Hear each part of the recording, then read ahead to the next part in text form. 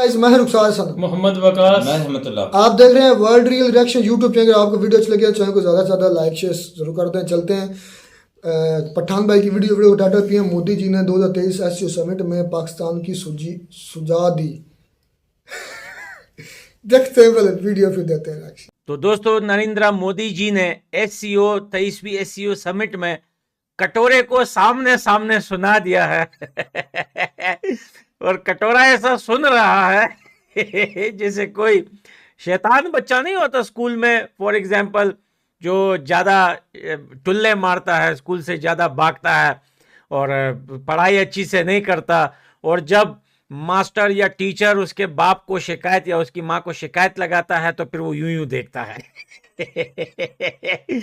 तो भाई वैसे ही आज जो है वो शहबाज शरीफ ऐसा ही घबराया हुआ देख रहा है।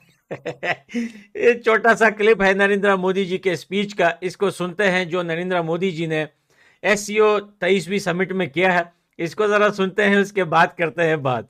कुछ देश क्रॉस बॉर्डर टेररिज्म को अपनी नीतियों के इंस्ट्रूमेंट के रूप में इस्तेमाल करते हैं, आतंकवादियों को पनाह देते हैं। एससीओ को ऐसे देशों की आलोचना में कोई संकोच नहीं करना चाहिए।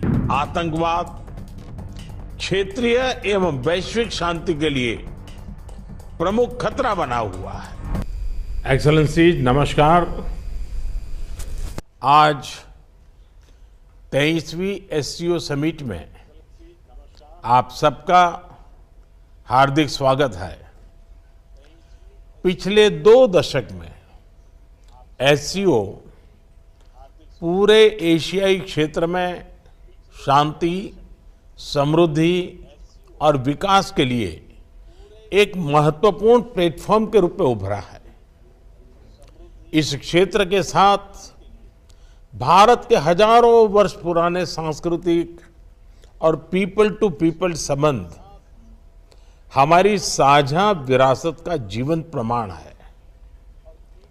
हम इस क्षेत्र को एक्सटेंडेड नेबरहुड ही नहीं, एक्सटेंडेड फैमिली की तरह देखते हैं। एक्सेलेंसीज, एससीओ के अध्यक्ष के रूप में भारत ने हमारे बहुआयामी सहयोग को नई ऊंचाइयों तक ले जाने के लिए निरंतर प्रयास किए हैं। इन सभी प्रयासों को हमने 2 मूलभूत सिद्धांतों पर आधारित किया है। पहला, वसुधैव कुटुंबकम, यानी पूरा विश्व एक परिवार है। यह सिद्धांत प्राचीन समय से हमारे सामाजिक आचरण का अभिन्न अंग रहा है और आधुनिक समय में भी हमारे लिए एक नई प्रेरणा और ऊर्जा का स्रोत है। और दूसरा, सिक्योर, यानी security, economic development, connectivity, unity, respect for sovereignty and and territorial integrity and environmental protection. यह हमारी अध्यक्षता का थीम और हमारे एससीओ के विजन का प्रतिबिंब है। भारत ने इस दृष्टिकोण के साथ एससीओ में सहयोग के 5 नए स्तंभ बनाए हैं। Startups and innovation, traditional medicine, youth empowerment, digital inclusion तथा shared Buddhist heritage. Excellencies, Bharat ने एससीओ की अपनी अध्यक्षता के अंतर्गत 140 से अधिक कार्यक्रमों और सम्मेलनों और बैठकों की मेजबानी की। हमने एससीओ के सभी ऑब्जर्वर्स और डायलॉग पार्टनर्स को 14 विभिन्न कार्यक्रमों में शामिल किया है। एससीओ की 14 मंत्री स्तर की बैठकों में हमने मिलकर कई महत्वपूर्ण दस्तावेज तैयार किए हैं। इनसे हम अपने सहयोग में नए और आधुनिक आयाम जोड़ रहे हैं, जैसे ऊर्जा क्षेत्र में इमर्जिंग फ्यूल्स पर सहयोग, ट्रांसपोर्ट के क्षेत्र में डीकार्बनाइजेशन और डिजिटल ट्रांसफॉर्मेशन में सहयोग, डिजिटल पब्लिक इंफ्रास्ट्रक्चर के क्षेत्र में सहयोग। भारत का प्रयास रहा है कि एससीओ में सहयोग केवल सरकारों तक सीमित न रहे, लोगों के बीच संपर्क और गहरा करने के लिए भारत की अध्यक्षता में नई पहलें ली गई हैं। पहली बार SCO millet food festival, film festival, SCO Surajkund craft मेला, think tank conference, international conference on shared Buddhist heritage का आयोजन किया गया। एससीओ की पहली पर्यटन एवं सांस्कृतिक राजधानी इटर्नल सिटी वाराणसी अलग अलग कार्यक्रमों के लिए आकर्षण का केंद्र बनी। एससीओ देशों के युवाओं की ऊर्जा और प्रतिभा को सार्थक करने के लिए हमने young scientist conclave, young authors conclave, young resident scholars programme, startup forum, youth council जैसे नए फोरम्स का आयोजन किया। एक्सेलेंसीज, वर्तमान समय में वैश्विक स्थिति एक महत्वपूर्ण पड़ाव पर है। विवादों, तनावों और महामारी से घिरे विश्व में फूड, फ्यूल और फर्टिलाइजर क्राइसिस सभी देशों के लिए एक बड़ी चुनौती है। हमें मिलकर यह विचार करना चाहिए कि क्या हम एक संगठन के रूप में हमारे लोगों की अपेक्षाओं और आकांक्षाओं को पूरा करने में समर्थ है? क्या हम आधुनिक चुनौतियों का सामना करने में सक्षम हैं? क्या एससीओ एक ऐसा संगठन बन रहा है जो भविष्य के लिए पूरी तरह से तैयार हो? इस विषय में भारत एससीओ में सुधार और आधुनिकीकरण के प्रस्ताव का समर्थन करता है। एससीओ के अंतर्गत भाषा संबंधी बाधाओं को हटाने के लिए हमें भारत के तो दोस्तों वीडियो आप लोगों ने सुन ली, और यहां पर जो जो बातें नरेंद्र मोदी जी ने की है, मुझे पक्का यकीन है कि इसमें से सिवाय वो आतंकवादियों की बात के शहबाज शरीफ को कुछ भी समझ में नहीं आया कि नरेंद्र मोदी जी ने क्या तरक्की की बातें की, क्या उसने अपने देश के लिए किया, क्या उसने अपने लोगों के लिए किया, और क्या उसने एससीओ के समिट के लिए किया, क्या उनके मेंबर्स के लिए किया, क्या पड़ोसी देशों के लिए किया। वो कुछ भी जो है वो शहबाज शरीफ को समझ में नहीं आया, सिवाय उस बात के कि आतंकवादी पड़ोस देश में पलते हैं और शहबाज शरीफ की अगर आप बातें सुनेंगे इस समिट में, तो भाई वो सिर्फ भीख ही मांग रहा है हमारे पास पानी नहीं है, हमारे पास बिजली नहीं है, हम तो भूखे हैं, हम कहां से आतंकवादियों को पालेंगे। अरे भाई, आतंकवादियों को पाल पाल के ही तो भिखारी बने हो थोड़ी ऐसे थोड़ी भिखारी बने हो। आतंकवादियों का पेट पाल पाल के, उनको दाल खिला खिला के, उनकी पुस्कियां सूंघ सूंघ के तो भिखारी बने हो मेरे दोस्त बाकी शहबाज शरीफ के पास बोलने को कुछ नहीं था। नरेंद्र मोदी जी ने पूरे दोस्तों 20 या 30 मिनट की स्पीच दी है, और 30 मिनट के अंदर उसने सारे अपने कामयाबियों के जो रिकॉर्ड थे वो सामने रख दिए हैं। उन्होंने साफ साफ पूरे देशों को बता दिया है कि भारत ने या नरेंद्र मोदी जी की सरकार ने क्या क्या किया है आपके लिए, आपके देशों के लिए, और अपने देश के लिए, और अपने अवाम के लिए। लेकिन यहां पर दोस्तों फेस टू फेस शहबाज शरीफ या पाकिस्तान की अगर हम बात करें तो उन्होंने सिर्फ यही कहा कि भाई बस हम यही कहना चाहते हैं कि हम बड़े भूखे हैं और आपने सबसे पहले घबराना नहीं है और मैं मांगने नहीं आया हूं, मजबूरी है। बस यही 3-4 डायलॉग बोला और यही बोला कि जो है हमारे देश में आतंकवादी नहीं है। जो ये जोक जो बहुत पुराना जोक है। तो दोस्तों, अगर आप लोगों को वीडियो पसंद आई हो तो कमेंट जरूर करना, सब्सक्राइब किए बिना मत जाना और वीडियो को लाइक जरूर करना। दोस्तों, मिलते हैं अगली वीडियो में।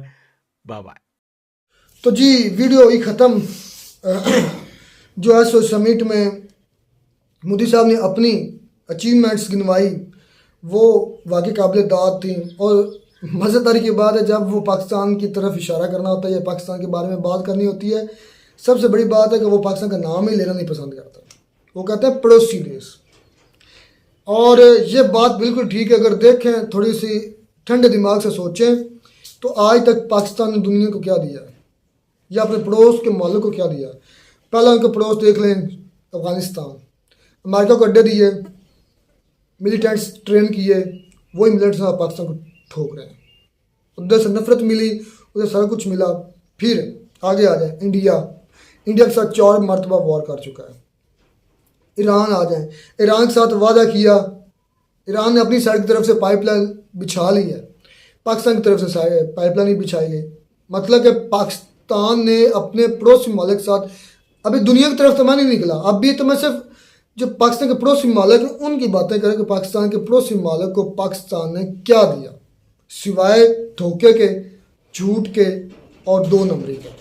मुझे ये बताएं, क्या ये 2 नंबरी नहीं है कि आप एक बंदे से, एक मुल्क से वादा करते हैं कि हम आपसे गैस लेंगे, इतने बिलियन का मुआहदा हो गया, आप अपनी तरफ से आप बनाएंगे और पाकिस्तान के अंदर जो पाइपलाइन बिछेगी वो हम खुद बिछाएंगे, आप अपनी तरफ से बिछा कर ले आए। आप ईरान बिछा कर ले आए तो पाकिस्तान का हमारे पास तो पैसा नहीं, हम किस तरह बिछाएं? क्या ये 2 नंबरी नहीं, ये धोखा नहीं है? सर ज्यादती ना, नहीं कर, इस तरह इनमें जगह कम होती है ना, एतमाद भी खत्म होता है। ठीक है ना, नेक्स्ट टाइम ऐसा कोई मुआहदा होता है तो वो तो यकीन इंटरेस्ट भी नहीं करेंगे, नहीं करेंगे, बिल्कुल भी नहीं। वो उनको इन पर एतमाद नहीं रहेगा। और दूसरी अब बात आ जाए जनाबे वाला अफगानिस्तान की तरफ, मैं क्या क्या कारनामे बताऊँ? ये तो ऐसे कारनामे जो 24 घंटे में बोलता हूँ तब भी ख़त्म नहीं होंगे। मैं एक एक अगर चीज़ को टच करना शुरू कर, उसके साथ इंडिया। अब इंडिया के जो अचीवमेंट मोदी ने बताई हैं, भाई मैं ये नहीं कह रहा कि इंडिया 100% ही ठीक है। कई ऐसी पॉलिसीज हर इंसान में कमजोरियां कोताहियां होती हैं और इतना बड़ा मुल्क है, उसमें कहीं ना कहीं मसाइल चलते रहे। घर नहीं चलाया जाता, घर नहीं सही तरीके से जाए, 10 या 5 लेकिन उन्होंने फिर भी अपना 100 में से 70% तो दिया ना, 70 से 80% तो दिया ना, उनको उसका फल भी मिल रहा है। आप उनके देखें, दुनिया के तमाम मालिक साथ उनके तल्लुकात हैं। अगर रशिया और USA एक दूसरे के खिलाफ हैं तो उनके दोनों के साथ तल्लुकात हैं। ईरान और इजराइल एक दूसरे के बिल्कुल एंटी हैं, उनके दोनों के साथ तल्लुकात हैं। उसके साथ उनके जो पड़ोसी मालिक हैं सिवाय पाकिस्तान और चाइना के, बाकी उनके पड़ोसियों के साथ देखें बाउंड्रीज नहीं है। जो नेपाल है ना, भूटान, उनके साथ उनके तल्लुकात जाकर हिस्ट्री पढ़ें या अभी उनके जो करंट न्यूज़ पढ़ें, जाकर स्टडी करें तो आपको पता चलेगा कि वो अपने खित्ते के ममालिक के साथ कैसा। चाइना की बात करें, चाइना के साथ पाकिस्तान ने खुद ट्रेड बंद की। इंडिया के चाइना के साथ $150 बिलियन की ट्रेड है, आई थिंक, या इससे भी हो सकता है ज़्यादा हो। ये तो मैं एक मोहतात अंदाजे से कह रहा हूँ कि $150 बिलियन की ट्रेड है। मतलब बात करने का मकसद ये है कि जो मोदी साहब ने बातें की हैं, उन्होंने बताया कि हमने दुनिया को क्या दिया, हमारे पास क्या था देने के लिए। दूसरी बात यह है कि हमारे जो शहबाज शरीफ हैं, उनको तो खैर उनके पास है, उनको तो इस मुल्क की तरक्की से कोई लेन देन ही नहीं है। उनको तो अपना जेब में भरने बस शोबाज है, वो लूटना चाहते हैं, लूट के बाहर लेके जाना चाहते हैं, पाकिस्तान के अंदर भी नहीं रखना चाहते। और सारी बात और घटिया जितने लफ्ज बोलूं, ये कहीं जो इतना गुस्सा आता है जब इस तरह का इंसान हमारा वजीर आजम होता है, यकीन कर इतना गुस्सा आता है। यार हमारा तो खैर नहीं है, ये जबरदस्ती लाया गया यार, जिस तरह भी लाया गया। अब हम लोगों को हमारे ऊपर तो बैठा हुआ है ना रहमतुल्लाह, ये तो लोग भी, दूसरे मालिक लोग भी हंसते हैं कि ये देखो कि पाकिस्तानी जो हैं वो अपने वजीर आजम को कितना, वो खुद ही लोगों को पकड़ता है उधर, खुद ही हाथ में डालता है। एक इंसान की जो रिस्पेक्ट और क्या वैल्यू होती वो बिल्कुल भी नहीं है। बस जो है ना वीडियो बना लियो, देखो इस तरह मिला है, इस तरह मिला है। तुर्की वालों ने खान को खुद 1-2 मरतबा दावत दी थी, लेकिन वो फिर भी नहीं गए किसी वजह से। तो ये देखें, ये 2 मरतबा गए हैं, इनको उन्होंने दावत भी नहीं बुलाया, कुछ भी नहीं किया, ये खुद ही चले गए हैं। वो खुद यार सोचते होंगे रहमतुल्लाह क्या वो बात नहीं है, लेकिन वो खान कहता है आम ले मेरी मैं बात- आपके लिए आम लेकर आया हूँ। अच्छा मेरी बात खान कहता हूँ, मैं जब भी कहीं जाना होता है ना, मैं सोचता हूँ मेरी आवाम के लिए कोई फायदा फायदा होगा, होगा।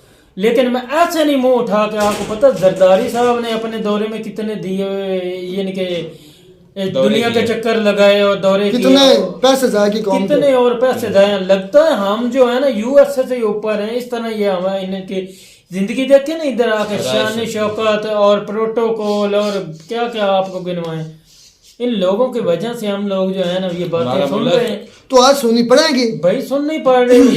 खान भी है ना, खान हद से हंस रहा है पठान भाई, हमारे ऊपर, उसका पठान नाम पता नहीं असल क्या है, भाई, जो भी है पठान भाई वो हंसना है भी उन्होंने, लेकिन बात मुझसे इतनी सी है कि अगर हम आज भी अगर सुधर जाएं, हो सकता है हमारी आने वाली नस्लों को कुछ फायदा हो जाए, सुकून हो जाए।